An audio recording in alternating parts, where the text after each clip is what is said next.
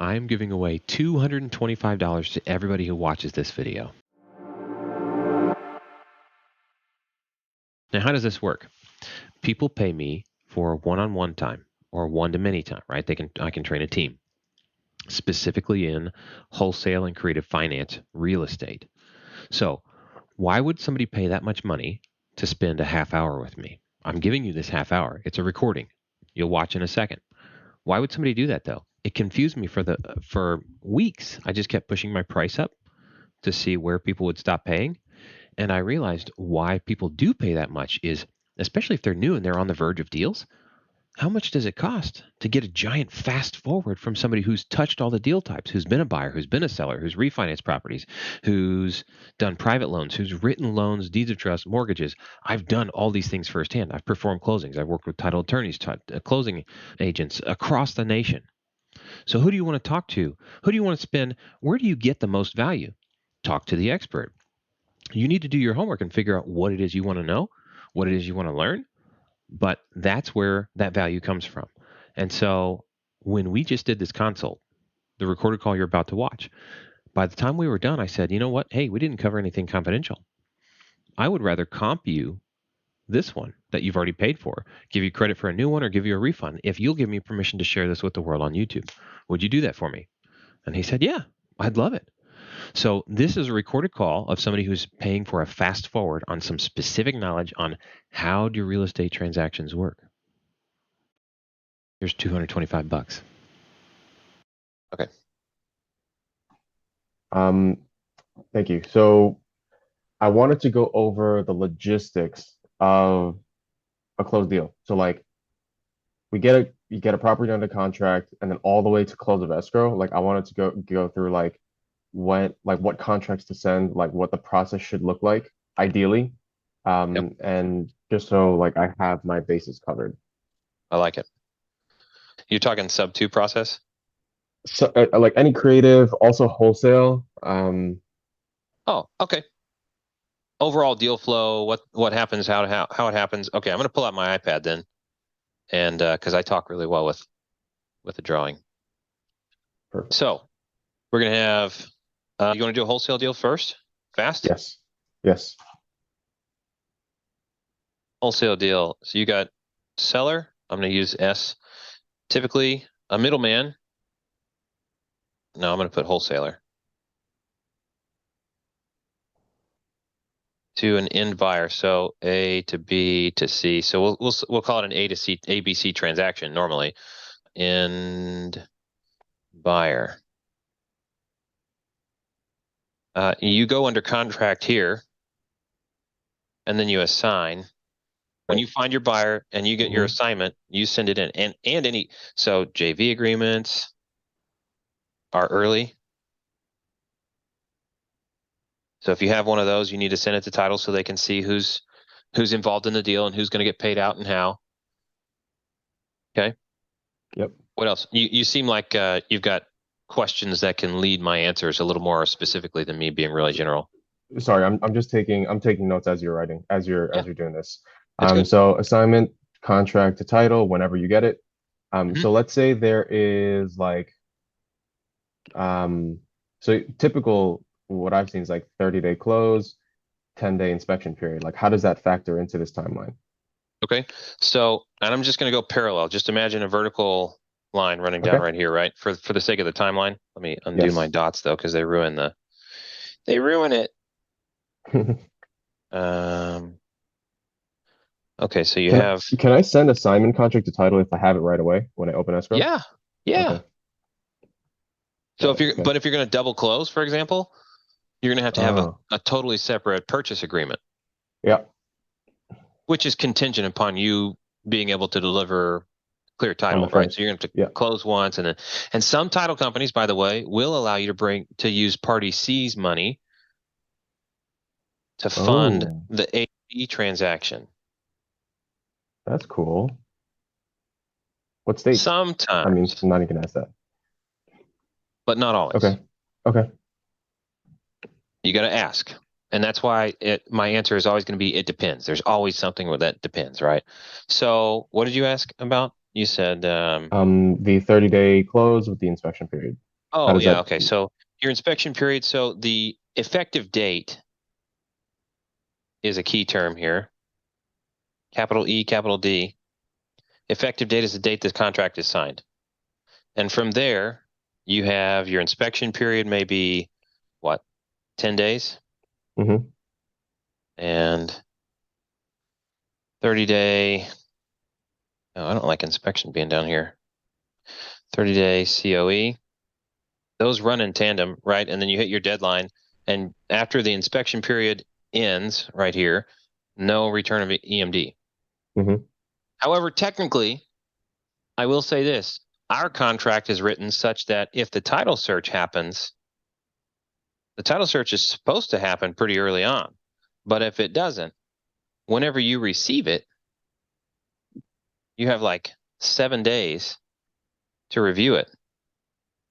And if you cancel during that 7 day review period, it's an extension of the inspection period. So you can get your EMD back if you find stuff on title that's not supposed to be there. So is Life that hacks. like, sorry? It's like a little bonus life hack Yeah, of a contract inspection period extension. that's awesome. So, when you say our contracts, like, is that like a memorandum? Or I mean, is that an addendum to? Would that be an No, addendum to? no, that's in the No. subto cash and creative contract that are in the subto library that Yes. I personally maintain and update. I think it's section 7, return of EMD. Um, Yes, I have that sec bookmarked. I'll take a look at that. But Yes, if I want section that to 4 is be, review of title. Section 7 is the required return of EMD if it's canceled pursuant to the inspection period, and the inspection period is considered um, the title report 7 day review is considered part of the inspection period, even if you have a 1 day inspection period. okay, that's cool. So, in order for that to take effect, though, that would have to be an addendum to the original purchase contract. Is that right? If it's not already built into the contract, then yeah, Yeah. Okay. that's why I'm saying use our contracts wherever possible, or use Yeah. our entire contract as an addendum to the realtor contract, so that our terms Yes. and conditions override anything that Yes. conflicts. If a realtor is against that, You'll live. okay. It's like pick and choose. You can like literally just cross out all the parts they don't want, which would be most of the Oh, contract. But you can attach ours as an addendum, or if you can copy paste the sections out and just create a 1 page add-on that says here are additional terms and conditions. Boom. perfect. Okay. Um, Addendums are important. Okay. Yes, they are considered part. They are considered the contract once they're signed and incorporated. Then they're considered the contract. Okay. And then, okay, so boom, boom, send the assignment contract to title, and then escrow closes. And then, Close of escrow. Yeah.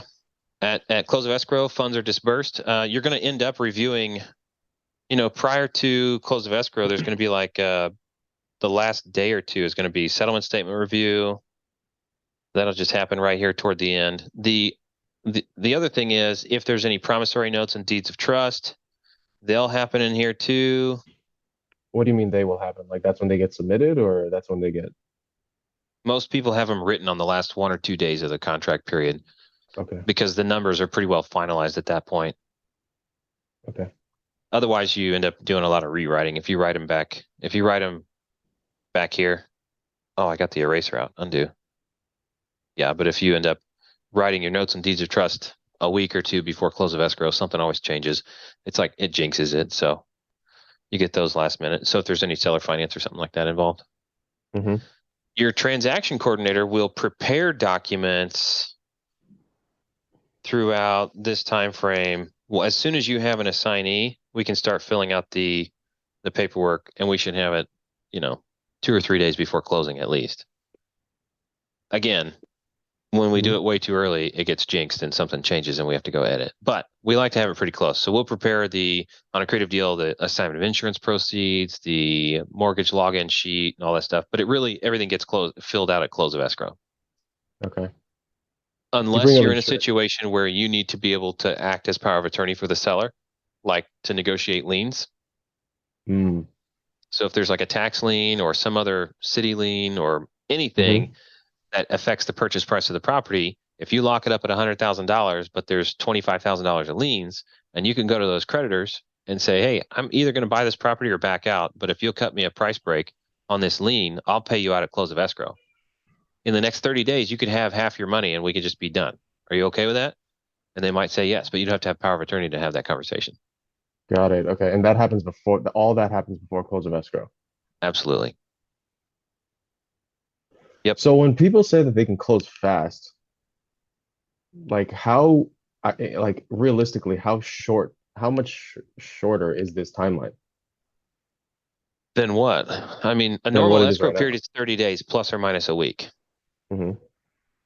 Well, maybe up to 2 weeks after. So close fast typically means I've got cash. We're gonna close it. We're gonna do a title search and we're gonna close.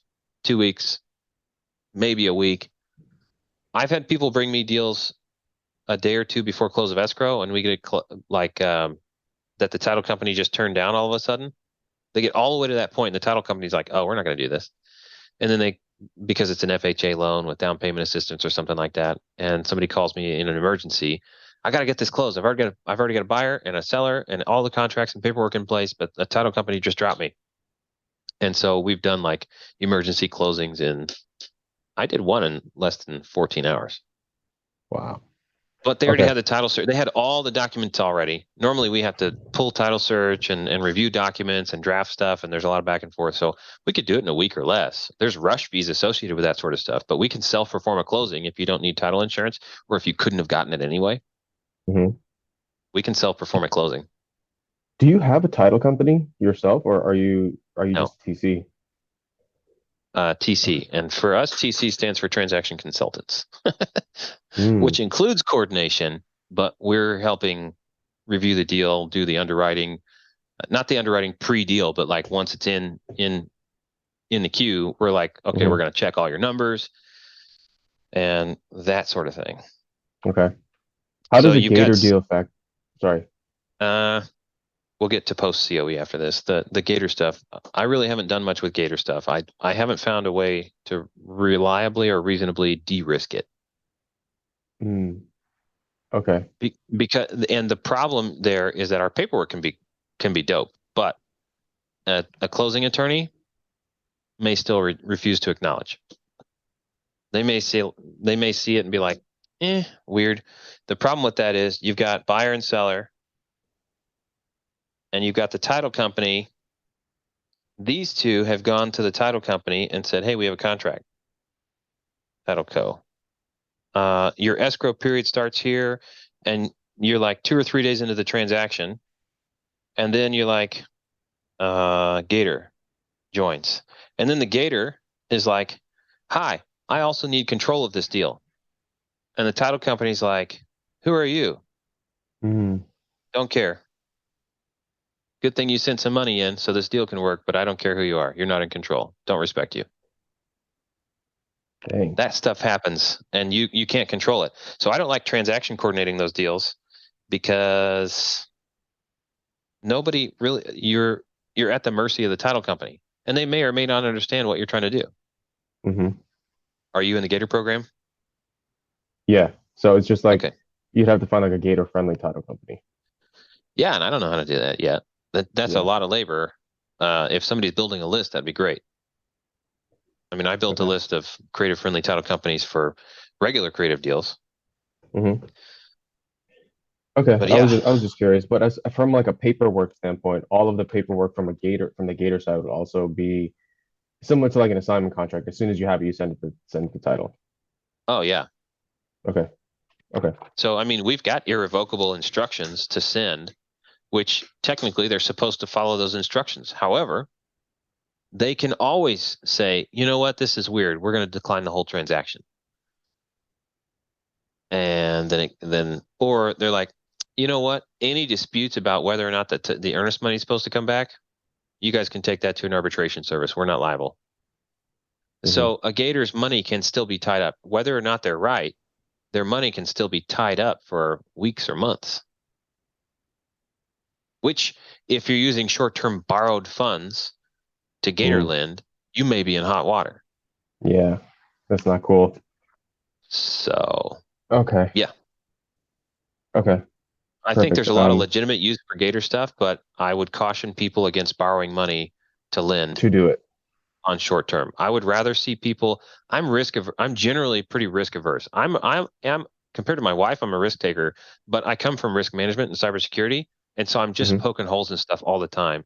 And I'm like, there's got to be a better way to do that. I default towards private money lending where there's actually a deed of trust secured by real property. I would rather see most of the deals that I see, I'd rather see somebody putting their house up, their personal house as collateral for the Gator loan because the buyer doesn't have authority to place a lien on the subject property Hmm. because they're not the owner, and the owner won't do that. That doesn't make sense to them. But the Gator lending, which is great product, great system, there's good ways to do it. I think a lot of people end up using it as a crutch, like, oh, the size of the down payment doesn't, or the EMD doesn't matter because I can just get a Gator. Well, Mm. now you got people doing $1,000, $2,000, $10,000 EMD just for the sake of doing a deal that's not that great. And a lot of times people, if they're willing to negotiate that high on like give that much on EMD, that tells me they're probably pretty poor at negotiating and they're not going to get a really good deal. They're going to get a tight deal, which makes it even more dangerous. Hmm. Yeah. So proceed with caution. Absolutely. Always ask from a lending standpoint, always ask, is my borrower borrowing from a position of strength or a position of weakness? If I could drill that into everybody's head is that you only can ask one question. That's the one I would ask. Is this person borrowing from a position of strength or a position of weakness? Are they desperate? Do they need it? Is there no other way to get the deal done than to borrow from me? That triples the risk. That means they're going to be taking risks with my money with other people in other places. They're going to be cutting corners for the sake of just getting the deal done Hmm. because they're desperate to get it done. You know what I mean? Yes, I do. Okay. Okay. That's the one Um, question. Speaking about lenders, I'm trying to work on building relationships with private money lenders, and I was wondering where if you have private money lenders, like where you find them, like how do you come across them, if you have anyone like that you can connect me with to have like a better conversation, like I have connected with 60 plus private lenders that have signed up on a private list that I promised I wasn't going to share, right? It's private to them and me. And yep. that was based on me building credibility by doing Zooms and doing underwriting and validating deals and calling out questions that people should be asking. After people saw that, they had confidence in if Caleb's okay with the deal, I'm okay with the deal. But that's That's my role. good. I mean, that, that's that's my path. That's not everybody else's path. I don't know. I think showing a track record of having done deals and showing profitability, the input and the Yeah, outcome is the other way. for sure. People want to do business with people who are doing business. Yep. So if you're not doing business, you need to JV with people who are doing business so that you can get a track record of 2, 3, 4 deals and start posting, hey, I just did this deal. Hey, I just did this deal. People start seeing that and they start seeing your name associated with success. And then they want to get involved. Okay. Um, What about post COE? Did you want to hit that? yes, post COE. Okay. On cash deals, the deal's done. You get paid out and you walk away. On creative deals after COE, the buyer needs to actually, I think I just had another sketch on this. Like subto insurance. If I'm Yeah. a buyer, if I'm an owner occupant, for example, this is me needing to make a video of how to use all the documents. They need to get insurance. They need to add themselves. The owner occupant needs to add themselves as a primary insured. The investor buyer needs to add their company as the primary insured, right? Probably on a landlord policy instead of an owner occupant policy. Um, How do you have to so you have to contact the already existing insurance company You can to either do that? update the existing insurance to the policy you need and keep it with the mortgage that's already pulling out impounds for taxes and insurance, right? So you got your PI, Hmm. principal and interest, and your TI, taxes and insurance. That's Yep. all one payment to the mortgage. So if you just update the existing policy, it's pretty natural. And the title company, or not the title company, the mortgage company, the servicer will receive an updated billing amount from the insurance company, and okay, biz bam boom, let's just update the monthly amount and we're done. If you want to Okay. replace the insurance, you can go replace it. You can go get new insurance and then notify the mortgage company using your power of attorney. Hey, I've got new insurance on this property. I'm the asset manager. I need to replace the insurance on this property. What do you need from me in order to do that? I need Okay. to add the new insurance, and I'll go cancel the old one after you've accepted this new one. Well, Okay. who are you? I'm the power of attorney. I'm the new asset manager. Right? That's the narrative that we're gonna stick to. We don't say seller. We don't say buyer. We say John Smith appointed me as the new asset manager. That's 100% true. You are the new asset manager, and he appointed it to you via a power of attorney. So I, as the asset manager, am responsible, which is true, for making payments on this mortgage, which is true, and managing the insurance, which is true, and maintaining and managing the property, making sure it's taken care of and operated correctly. Mhm. All of that is 100% true, and that's the narrative that we stick to, because if you bring in the wrong words, you lose the battle of suspicion, which everybody's scared of. So a confident expression of, I'm the new asset manager, I've got a power of attorney, how do I get that on file so that I can do my business? Mhm. Well, who are you? Okay. I got the power of attorney, I'll send it in. Who do I send that into, and how long does it take to process? Because I'll call back once it's on file. You need me to fax it to somebody? Do I email it to somebody? Does it take 24 or 72 hours to process? When can I call back? Because I need to make a payment by phone. Usually when you buy, I need to make a payment by phone. I need to change the insurance, and I need to update the address that you send notices to, because I'm the new asset manager. And that And it, like that power of attorney comes with the contract, right? Comes yeah, with the we signed contract. not with the contract up front, but as part of the paperwork that they complete prior to close of escrow or at close of Right. escrow. Right. Yes. Again, unless you needed to negotiate liens, in which case we would put that up front. Okay. But some people get that up front. I'm personally not comfortable putting it up front. Again, from a risk management standpoint for both sides, why would the buyer who does not own the property yet need power of attorney prior to close of escrow? Unless you can demonstrate a need, I'm generally not comfortable giving you that power, because it's effective immediately once it's signed. Mhm.